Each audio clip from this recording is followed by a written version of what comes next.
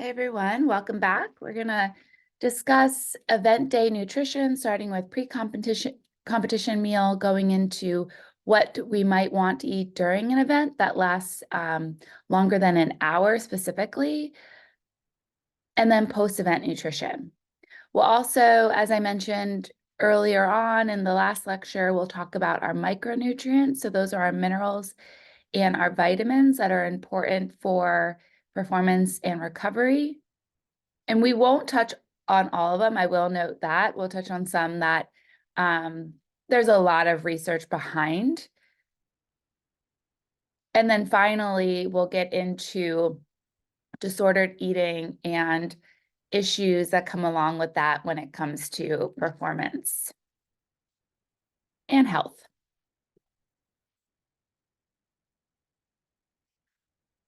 Okay, so when we think about event day nutrition, we start with our pre-competition meal, and this should happen 3 to 4 hours prior to competition. And the goal here is to maximize our muscle and liver glycogen stores so we can have glucose available to produce ATP, whether that be anaerobically, aerobically, to allow us to continue our exercise at the intensity that we wish. It also enhances hydration because with glucose follows sodium and water follows sodium. Now, the 3 to 4 hours prior to competition is really to allow sufficient time to digest and absorb so we're not cramping during exercise or feeling sloshy. A lot of people that eat right before, they'll describe their stomach kind of feeling like there's like water sloshing around in it. And so the 3 to 4 hours allows for that digestion and absorption. And the meal should consist of 1 to 4 grams of carbs and 0.15 to 0.25 grams of protein per kilogram of body mass. We want to avoid high fat or fiber foods or sugar alcohols prior to competition. So this image here shows examples of 2 different meals that would fit these rules. And really, again, the goal being a good amount of carbohydrate to top off our stores and making sure that we're not hungry during competition or any performance event.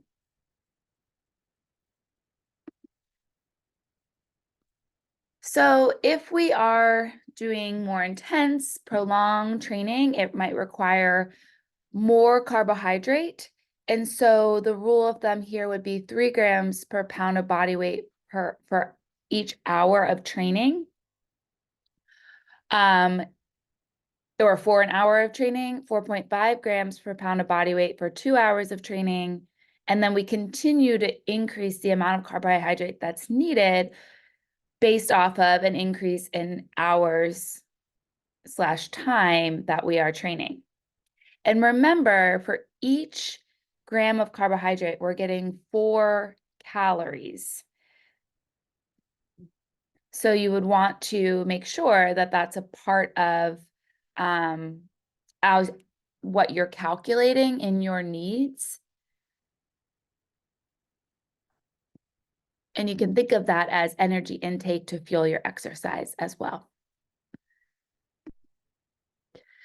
During event competition, it's thought that with aerobic endurance exercise, we want around 28 to 60 grams of carbs per hour, and that's going to depend on body size. Along with how long your event is and how many calories you're burning from that event. Additionally, if we are using a carbohydrate electrolyte drink, doing 5 to 10 ounces of that 5 to 8% carbohydrate electrolyte drink every 15 to 20 minutes. Or a lot of people use gels to fuel their activity. They're easy to carry and they pack in a lot of carbohydrate.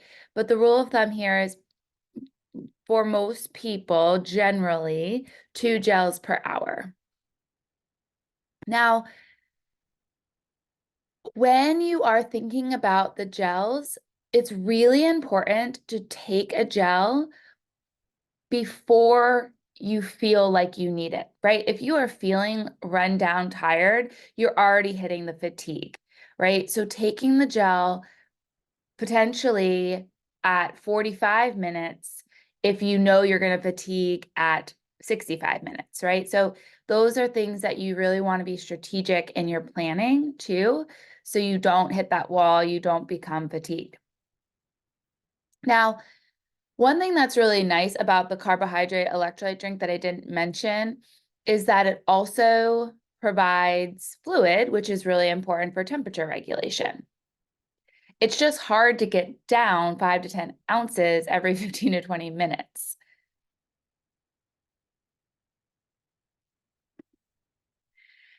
It's also a good idea to think about doing multiple types of carbohydrates at once. That'll help with absorption. And if we ingest with protein, if your stomach can handle that, it can increase time to exhaustion. So taking like a protein bar if possible. And that's really important for longer, like ultra endurance races.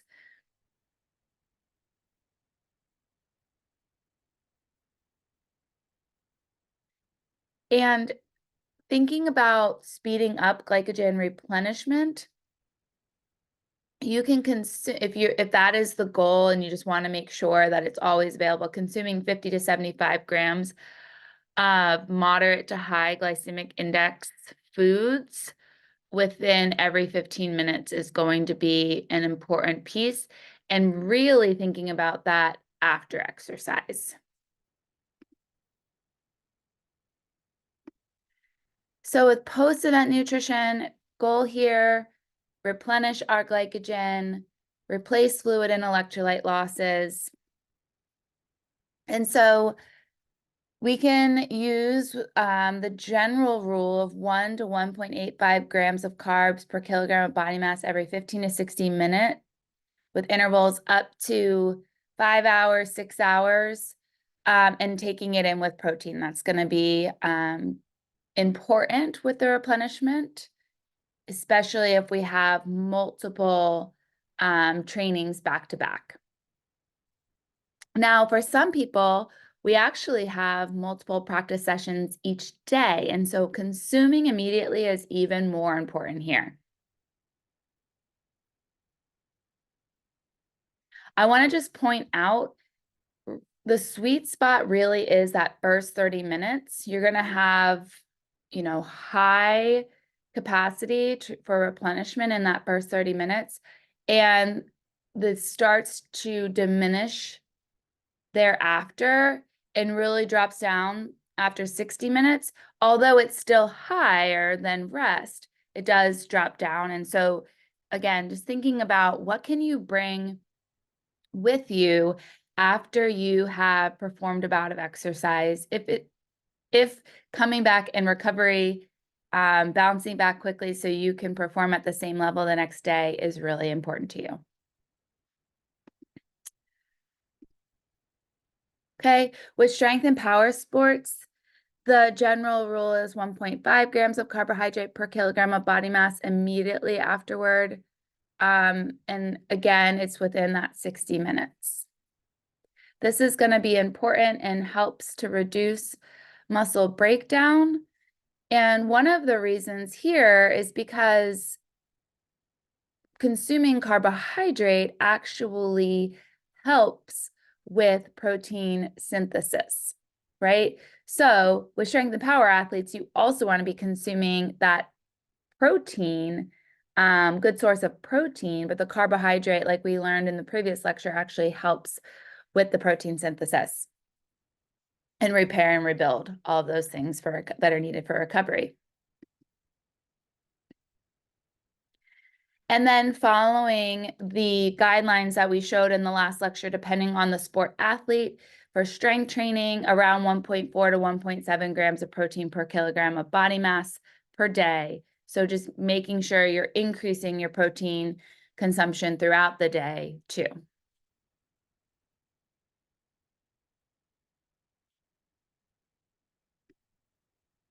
So moving on to micronutrients. Micronutrients are really important for sport. They're, they play roles in oxygen transport. They play roles in energy production and enzymes that are important for our metabolic pathways. They play roles in muscle recovery and making sure that our neural pathways are functioning correctly. So, a couple things to consider. The absorption of vitamins and minerals depends on their chemical form. So you might have heard of heme and non-heme iron. This is a great example. Heme iron is more absorbable by the body than non-heme iron. And so if we're getting all of our sources of iron from non-heme iron, we have to take in more in order for us to absorb the same amount as if we were taking in heme iron. Other factors in the same food that we're consuming influences our mineral absorption. Okay, so things like our iron, if we take it with vitamin C, that increases our absorption. Calcium, taking it with vitamin D, that increases absorption. But taking calcium with iron, those two things actually don't work well together, and they will decrease absorption of each other. And this is something that I get asked a lot by runners who, especially individuals who unfortunately have experienced RED-S or the female athlete triad, where they're having low bone mineral density, but they're also low in their iron. So they need to be taking supplements for both calcium and iron. Well, they should not be doing that at the same time. They need to actually be considering, okay, let's do calcium in the morning. That's also when I do my cereal with milk or my yogurt.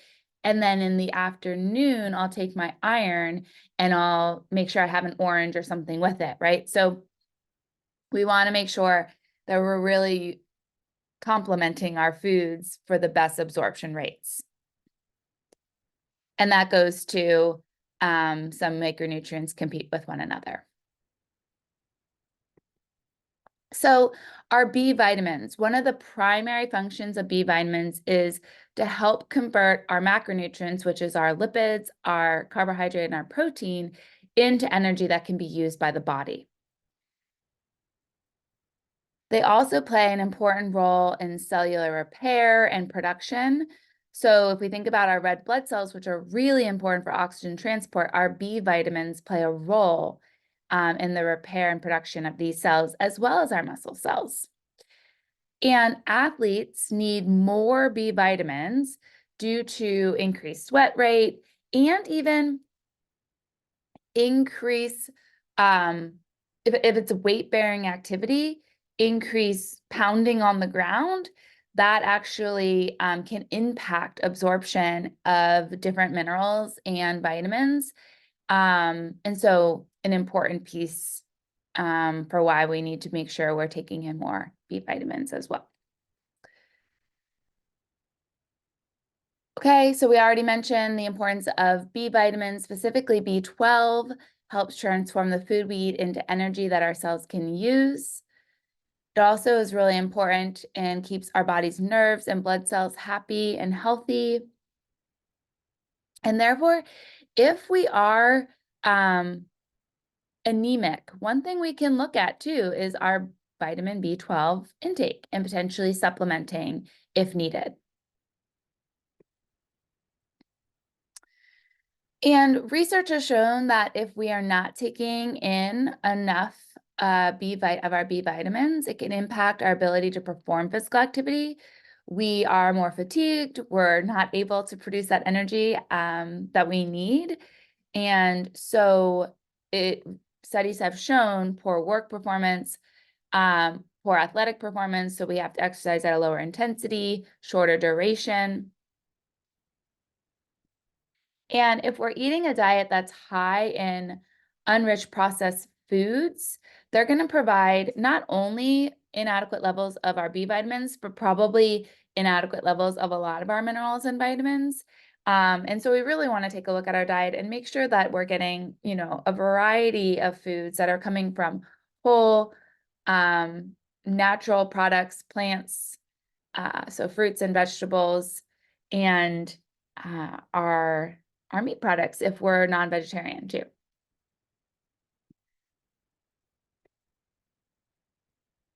Okay. And actually, if you are interested in some research that's happening close by, OSU research is studying vitamin B deficiency in athletes and looking at how that impacts performance.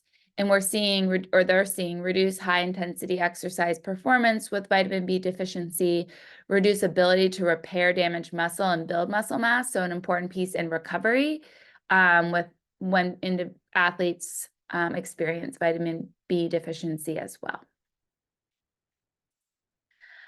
So with our minerals, we have different types of minerals. So we have our major minerals, and then we have what's called our trace minerals, and then our ultra trace minerals. And the how we distinguish those is based off of the requirement that's needed by the body each day. So our major minerals are going to be those that the body requires in an amount of at least 100 milligrams per day. And another piece to it is it's found in the body in amounts of 5 grams or higher. Our 7 major minerals are sodium, potassium, phosphorus, chloride, calcium, magnesium, and sulfur. We're going to talk about calcium, sodium, magnesium, potassium today. Calcium, the vast majority of our calcium is located in the skeletal system. So bones and teeth are where 99% of the body's calcium can be found. Okay, and we know that bones are continually remodeling, whether being broken down or going through resorption. And bone growth and density increases the most during childhood and adolescence when more bone is deposited than removed. The bones are also going to serve as the body's calcium reservoir. So most people reach their peak bone mass by age 30, and after that, there's slightly more bone loss than gain. And so we really need to be paying attention to calcium then and helping decrease the risk of osteoporosis. Now, 99% found in the bones and teeth. The remaining is located in cells, such as our muscle cells, including cardiac muscle. And as you guys know, calcium is really important for muscle contraction. It's a key part of the whole process. It's also an important piece to cardiac cell action potentials, right? So without calcium, we wouldn't have heartbeats, right? So really a key player here. And think about it, your heart is really important for exercise. Your skeletal muscles are really important for exercise. And so calcium is needed by athletes for many reasons. And if we don't have enough to fuel our exercise for the roles that it plays, it's going to be, as I mentioned, the bones also serve as body's calcium reservoir. So it's going to be pulled from the bones. And if we do that, that can lead to osteopenia in athletes. It can increase the risk of bone fractures.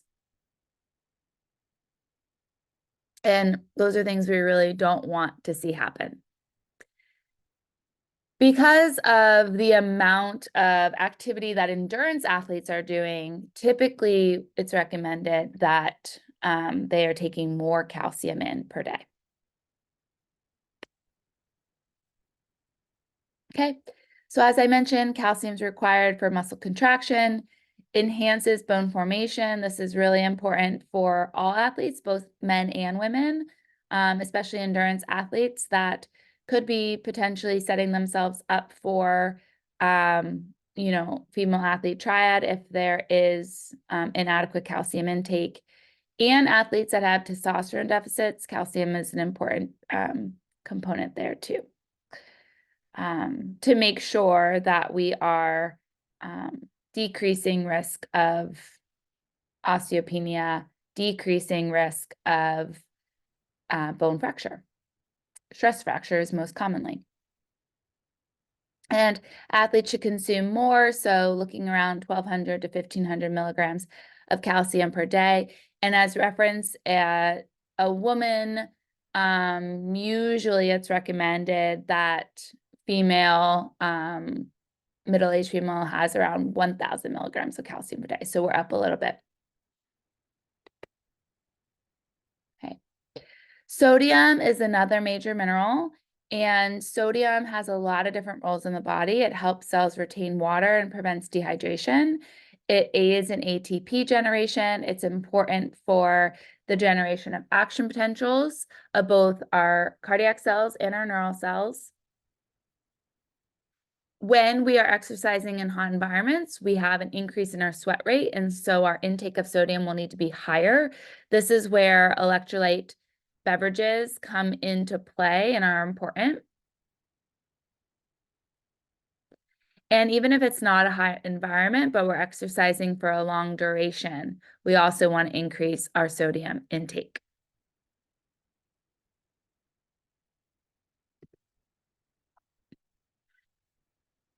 The reason that these electrolyte beverages are important for longer duration activities or a hot environment where our sweat rate is higher is because adding sodium to a beverage, which typically these electrolyte beverages have, it helps to maintain our plasma osmolarity. By doing so, it reduces our urine output. It also motivates us to drink more. And as a result, we are able to rehydrate faster and more efficiently.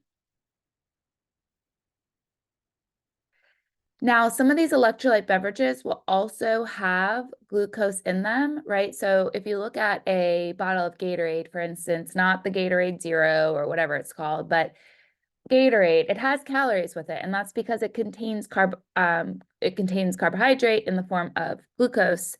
And so when we have glucose and sodium, the water absorption is going to be enhanced. And that's because glucose stimulates sodium absorption, and sodium is necessary for glucose absorption. And so they co-transport, and that stimulates water's passive uptake by osmotic action.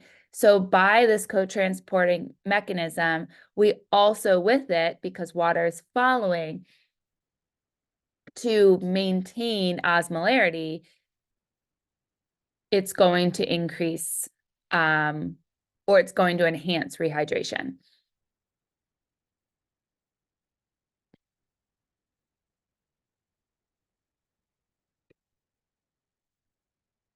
Magnesium, a really, really important major mineral, and one that I would say anytime I go to get a massage after a tough week of training, the woman I see, she's always like, you need to be taking your magnesium. And the reason here is that magnesium deficiency is thought to predispose athletes to muscle cramps. And it's really an important piece in energy metabolism as well. So you can see that it plays a role as a component of over 300 enzymes. It's also an important piece in fatty acid oxidation, so beta oxidation. And without it, we get backed up and we're not able to produce as much ATP through that process.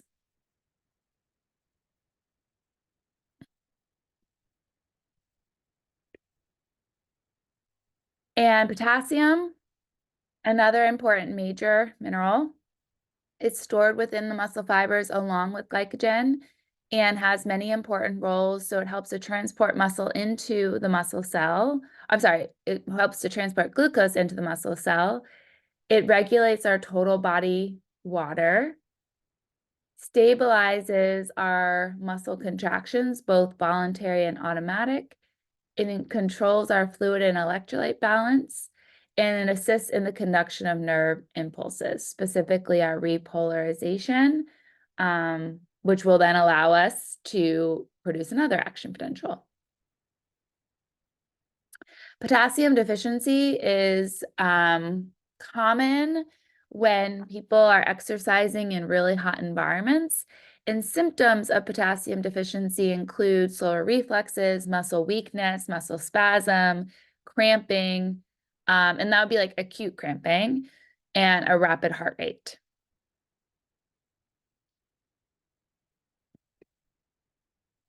Our trace minerals, now these are ones that we need to consume in amounts less than 100 milligrams per day. They're found in the human body in amounts of less than 5 grams. There are 4 trace minerals that have been established by the RDA, or that have an established RDA. We have fluoride, iron, manganese, and zinc. Iron is very important for exercise, as you all probably know. It is a component of our hemoglobin and our myoglobin and involved, therefore, in the transport and metabolism of oxygen. So hemoglobin itself, this protein, there are 4 iron atoms which combine to oxygen. And when there aren't getting enough iron in our diet, your body can't produce enough hemoglobin. So things like our athletic performance suffers. This is when someone would be diagnosed with anemia. And anemia has many negative effects on endurance performance. And many athletes, unfortunately, that are endurance-based athletes suffer from anemia sometime during their training period.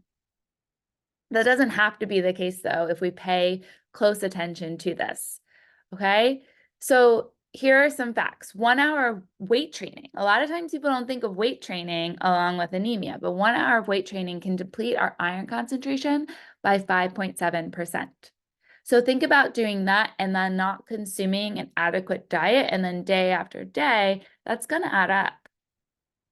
Athletes that train for over 6 hours per week often experience iron deficiency anemia, and it's going to result in fatigue. It's going to impair our ability to recover and make adaptations to our training.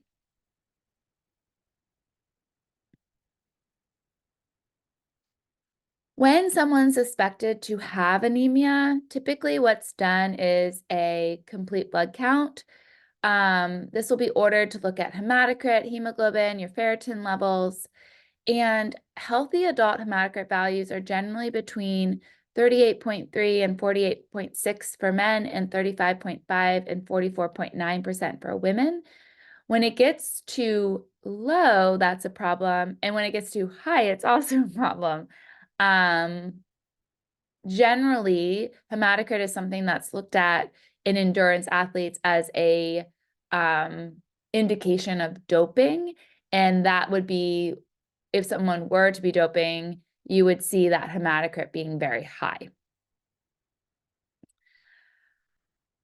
With hemoglobin, we want these values generally to be 13.2 to 16.6 for men and 11.6 to 15 grams per deciliter for women. Again, too low, we're starting to see fatigue and other symptoms that are suggestive of anemia, which is again why we would then order this test.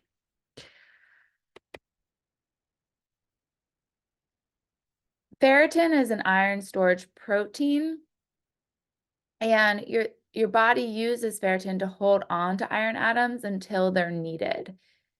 And research has found that low ferritin, even with normal hemoglobin, individuals that have this characteristics, so the low ferritin, normal hemoglobin blood work, still 21 seconds slower in their endurance events than those with normal ferritin. So it does impact performance as well. And an individual that's characterized with low ferritin, normal hemoglobin would be iron deficient but not anemic.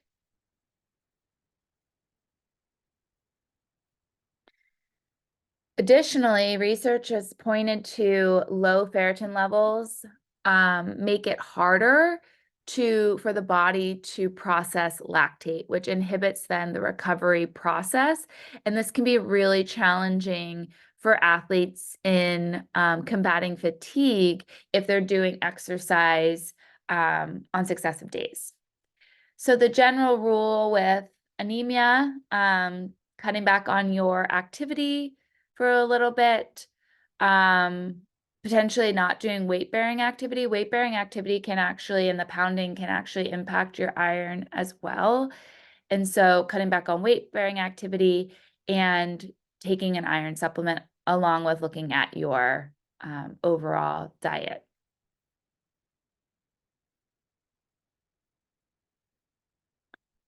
I also want to point out, because I'm talking a lot about the negative, so the low, but high ferritin levels, so individuals that are able to increase their ferritin, they will also experience an increase in their ventilatory threshold, their ability to process lactate. And so the opposite is true too. So if we can turn that around, you are able to get the benefits of having the higher levels.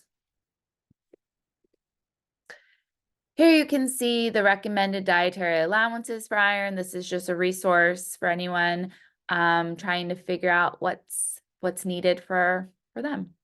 Remember, endurance athletes, important to think about your activity as well. And something that I think all endurance athletes should consider is, during their physical each year is checking their iron and seeing where they're at. Because as you see where you're at, a lot of times physicians, they might, have you get your blood work done when you're not feeling well, and your iron might, your hemoglobin and your hematocrit and your ferritin levels might fall in the normal range, but maybe it's low normal for you, right? I have a friend who's a runner and her ferritin levels were 38, which is still in the normal range, but she actually knew about 6 months prior she was in the 60s, right? So there was a big drop, even though it's still in the normal range, it was a big drop for her, which is why she started to feel the fatigue that she did. So it's important to kind of know your starting place. As I mentioned, there's heme iron and non-heme iron. Heme iron is going to come from animal sources, non-heme iron from plant sources. And the heme iron is actually more absorbable, so we have a higher absorption rate, whereas non-heme iron is much lower in its absorption rate. However, there is a whole kick right now around plant-based diets and being really beneficial to our health. Non-heme iron does not cause any health risks, whereas heme iron, getting it from animal proteins, can cause health risks at excess levels. So if you think about some of the things we know or are told just to stay away from if our cholesterol levels are high, like red meat and other, like pork and other animal products that we would get heme iron from, sometimes in excess, they can cause health risks. Zinc is another important mineral needed by many, many enzymes in the body to help with repair. It's also an important mineral for our immune response. And if you're sick, a lot of times there's zinc lozenges out there that you might have already, taken in the past to help with that immune response. Zinc also helps to synthesize proteins It's an important factor in the production of testosterone, growth hormone, and insulin-like growth factor, which are hormones that we talked about in our lecture around strength training, where these three are really important for hypertrophy. And zinc plays a role in them, in the production of these. Endurance training can lead to a greater loss of zinc in the urine. And so we need to make sure we are replenishing our zinc stores after exercise, especially if it's an endurance type.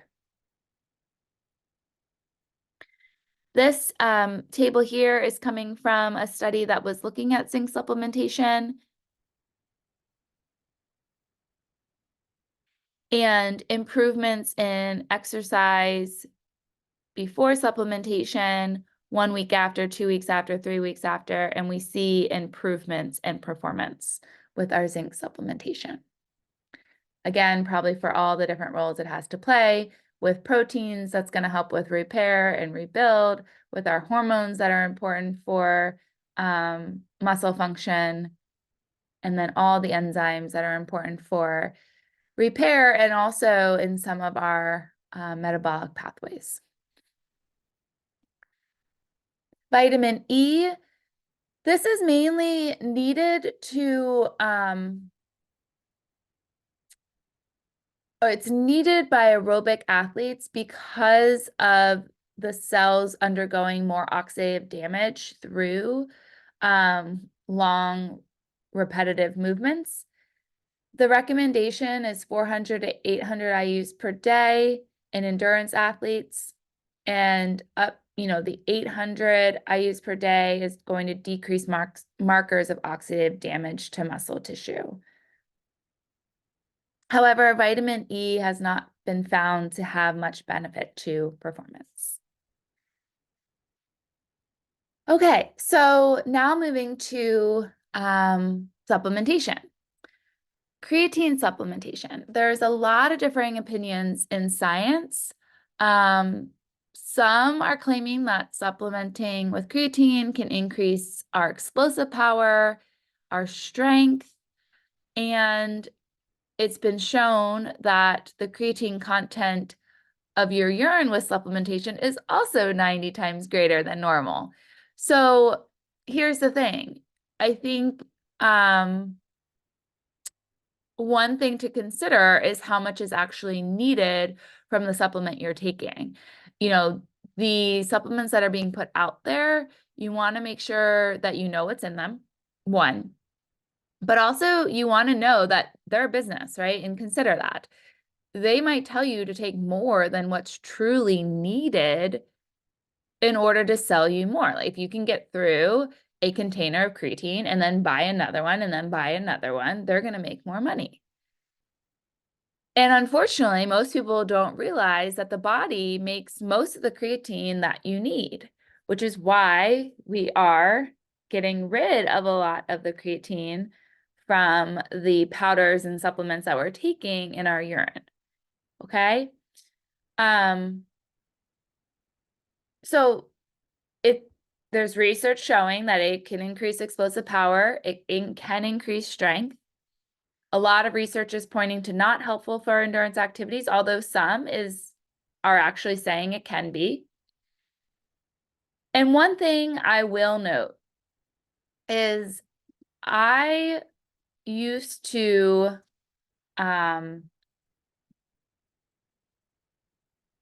be against creatine and taking it, but I think for a lot of our post event type of shakes or anything like that might have creatine in them, they might also come with protein and carbohydrate, which we know are really important for replenishing right away. Okay, and so some people too, if we're not having an adequate diet, maybe this is something that is needed by the body in order to make the gains that we need. So for most people, though, we synthesize creatine naturally in the body, in the liver, kidneys, and pancreas. 3 amino acids are needed and 3 enzymes are needed to do so. So if we're limited in any of these amino acids or enzymes, that could also play a role. And the remaining part of the creatine that's needed and available for the body is obtained through the diet and can be done through either red meat or fish. So if someone's a vegetarian, that might also need to come into consideration whether someone takes creatine or not. And I will also point out that more and more research is coming out showing greater improvements in lean mass and decreases in fat mass when taken after exercise. Okay, so thinking about all the different products that are out there, some might point to creatine in like a exercise drink. And most research is pointing to the improvements that are seen are in the post-exercise time period when we're taking it.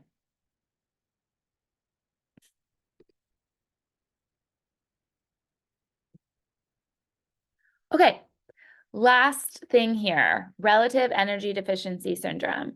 I think I'll just start by saying our energy intake needs to match our energy expenditure in order for us to maintain a high level of training.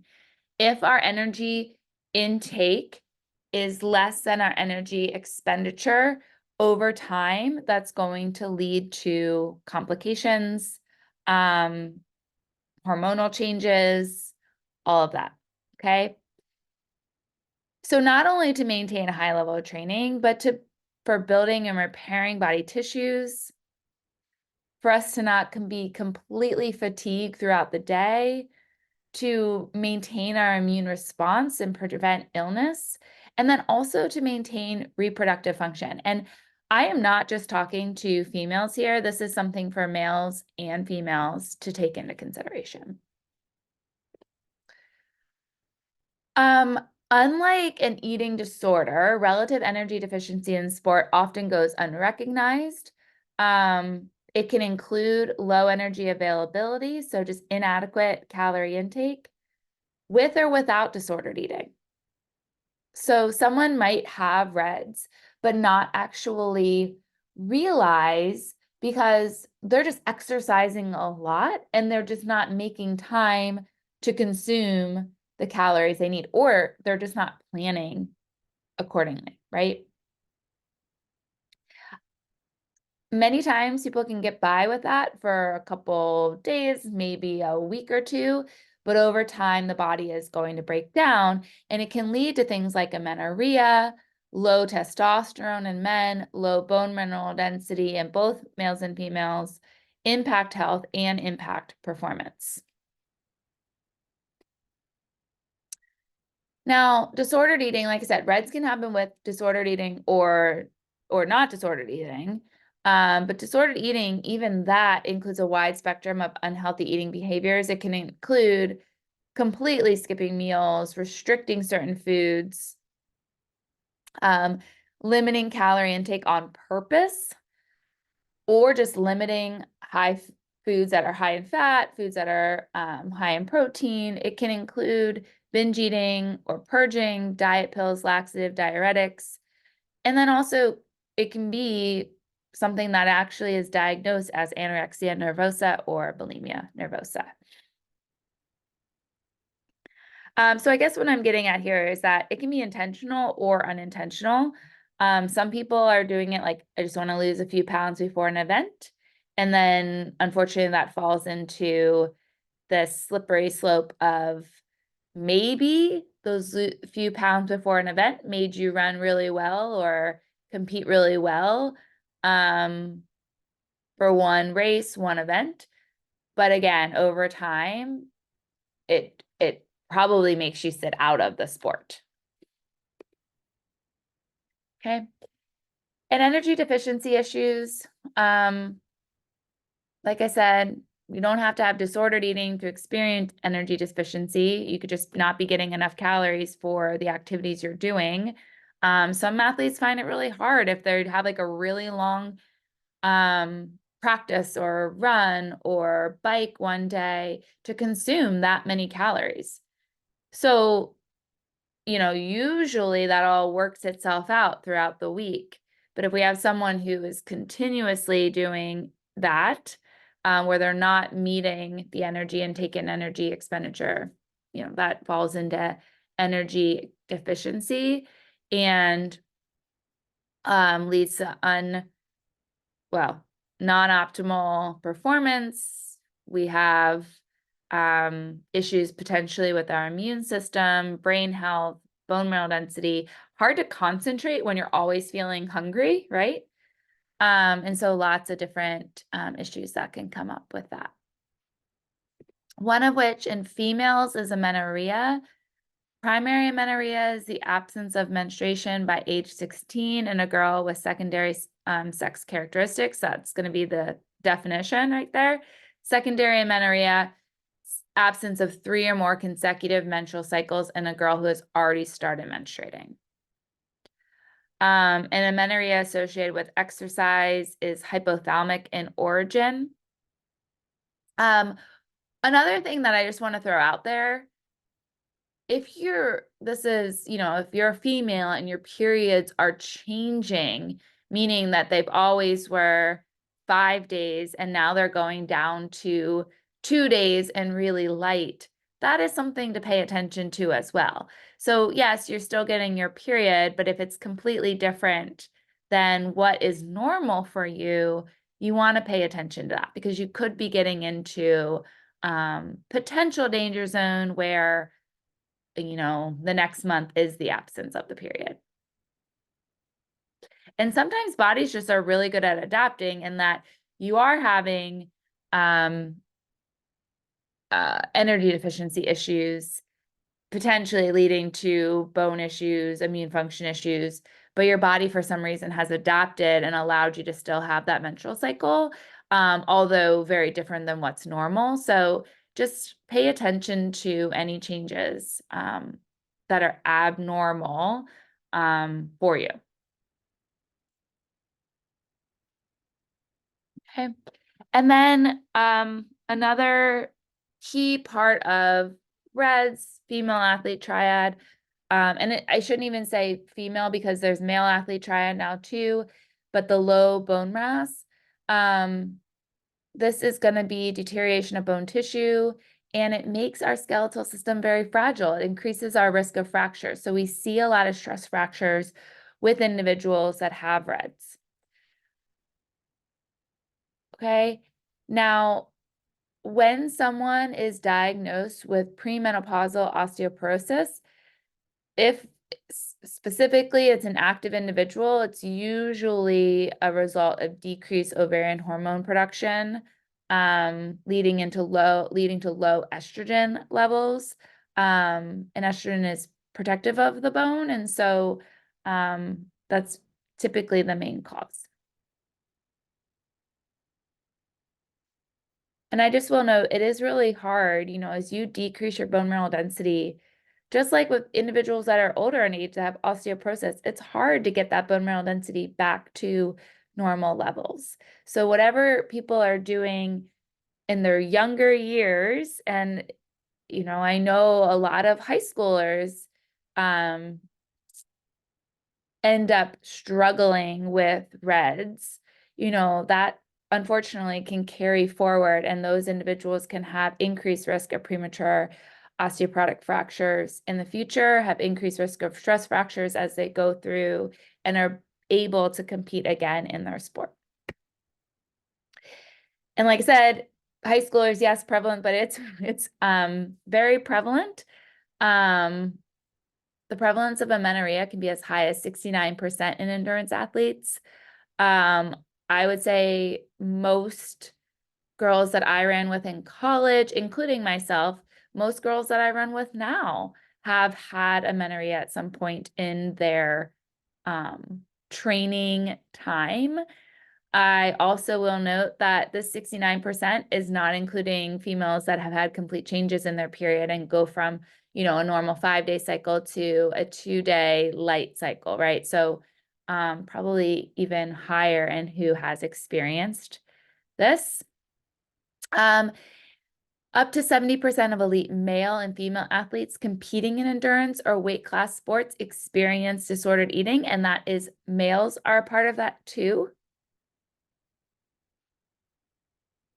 And the prevalence of clinical eating disorders, now this is anorexia nervosa, bulimia nervosa, in female elite athletes can be as high as 47%, which is just really, really sad. And the prevalence of low bone mineral density ranges from 25 to 50% in female athletes.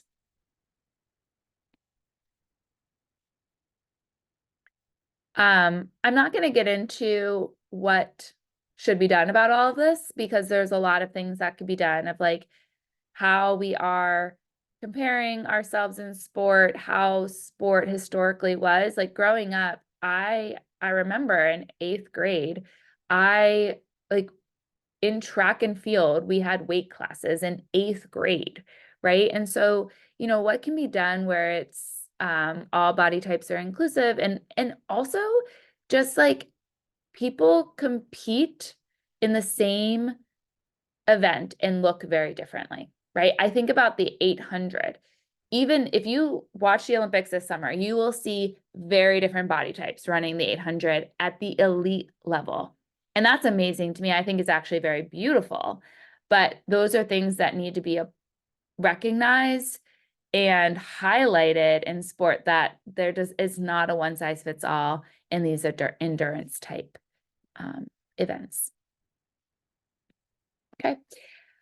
And complications with all this, it goes without saying, fatigue, performance decline, injuries, illness, mental dysfunction, lack of improvement in performance, difficult training at high intensities, and being able to then continue to come to practice and be able to do so time and time again.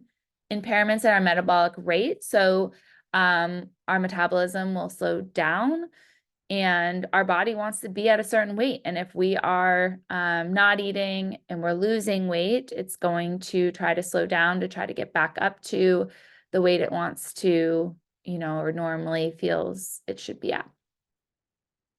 Protein synthesis and our cardiovascular health can go down too. Like our heart is a muscle, right? And so if we are low in our protein, things can start pulling from there too. And I also will note that if we're low in other nutrients, specifically some of our minerals,